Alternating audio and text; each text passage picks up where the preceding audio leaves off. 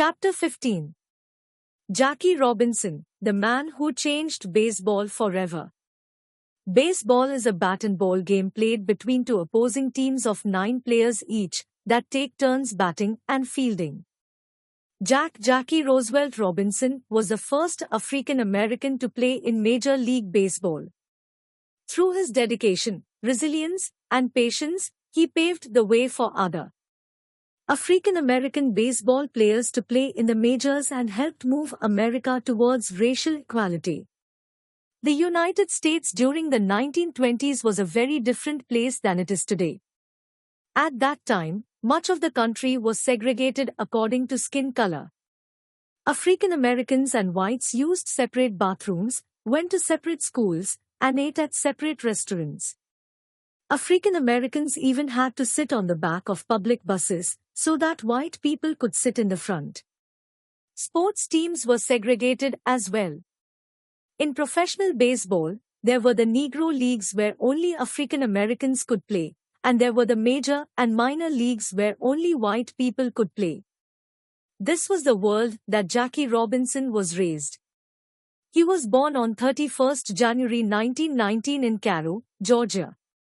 He was the youngest of 5 children and was raised by a single mother. The family moved to Pasadena, California when Jackie was 2 years old. Jackie proved to be an extremely athletic child. In high school, Jackie earned varsity letters in 4 sports: football, track, basketball, and baseball. Jackie went on to enroll first in Pasadena Junior College before graduating and moving on to University of California, Los Angeles. He was the first student there to earn varsity letters in 4 sports. During his college career, he had several conflicts with authority figures he believed to be racist. He began to develop a reputation as an outspoken young man. Eventually, he dropped out of college due to financial difficulties and joined the U.S. Army. He served for 2 years and became an officer before receiving an honorable discharge. In 1945, Jackie joined the Negro Baseball League. He played only 1 season with the Kansas City Monarchs before being approached by Brooklyn Dodgers president Branch Rickey. The Dodgers were an all-white team at that time, but Rickey wanted to change that by having Robinson play for the Dodgers. However, he warned Jackie of the racism he would experience playing in the white leagues. Rickey urged Jackie not to fight back. At first, Jackie disagreed with this strategy, asking, "Are you looking for a Negro who is afraid to fight back?" Rickey responded by saying that he was looking for a player with guts enough not to fight back.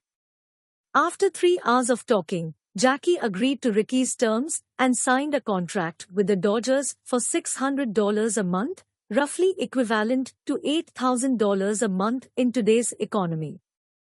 In 1946, Jackie went to Daytona Beach, Florida for spring training with a minor league team called the Montreal Royals.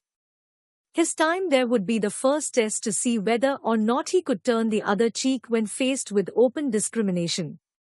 While in Florida, he wasn't allowed to stay in the team hotel because he was black. Instead, Jackie stayed at the home of a local African American politician. Some days, local officials wouldn't allow the team to train at their training grounds because Jackie was present. The police chief even threatened to cancel games if Jackie was going to play. Eventually, Rickey stepped in and spoke with city officials. After much persuasion by Rickey, Robinson was allowed to play in a game in Daytona Beach. Jackie got off to a slow start in the minors, but after switching positions from shortstop to second base, his performance began to improve. Over the course of the season, Jackie showed off his batting and fielding skills and was named his league's most valuable player. Only 6 days before the start of the 1947 Major League season, Jackie was called up to play for the Dodgers in the Major League. Jackie played first base and helped lead the Dodgers to victory during their first game. Over half the people in attendance were African Americans who had come to see Jackie break the color line in Major League Baseball.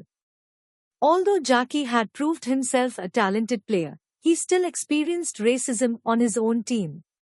Some of his teammates refused to play if Jackie was there. There was even a rumor across the entire league that large groups of players would strike and refuse to play baseball if Jackie continued playing in their league. The National League president Ford Frick, baseball commissioner Happy Chandler, and Dodgers team manager Leo Durocher all stepped forward to support Jackie. Frick and Chandler even said that any player who refused to play would be suspended even if it wrecks the National League for 5 years. Over the next 10 years, Robinson was named Rookie of the Year, Most Valuable Player, and he helped lead his team to a World Series win against the Yankees in 1955. Jackie retired in 1956 at the age of 37. He was inducted into the National Baseball Hall of Fame in 1962. After Jackie and the Dodgers broke the color line in Major League Baseball, other major league teams began to follow suit and recruited African American players onto their teams. Jackie's ability to perform well in the face of extreme racism earned him the respect of his teammates, his fans, and eventually, America. Today, he is known not only for his incredible athleticism, but also for his activism as a civil rights leader. During his time on the Dodgers, he spent some of his off-field time condemning segregation. As a result, many hotels frequently used by baseball teams desegregated. Robinson received numerous awards and distinctions outside of the sports world, including the Presidential Medal of Freedom and the Congressional Gold Medal. He is recognized as a civil rights leader and celebrated for his patient, nonviolent, and determined approach to changing American culture. Jackie's life is a testament to the power one person has to make the world a better place. Racism is hate towards people simply because of their differences.